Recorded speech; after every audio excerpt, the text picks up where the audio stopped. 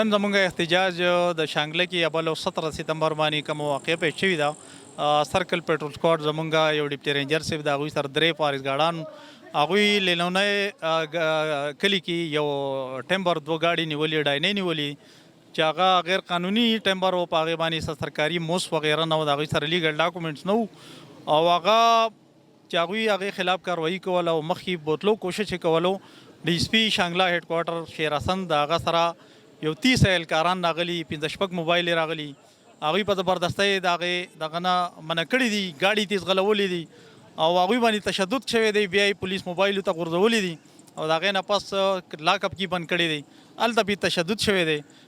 منګړه ته پایار یې پې کړی چې یاره دی یو کور ته ورغلي دي او هغه کې چې دی نو دا کار شوی دی او هغه موږ ترې راویستله، د کور نه راویستله او بیا په هر مشین کې چې دی نو په ډي اس پي صاحب باندې فارس اهلکار چې دی د لرګي غوزارونه کړي دي.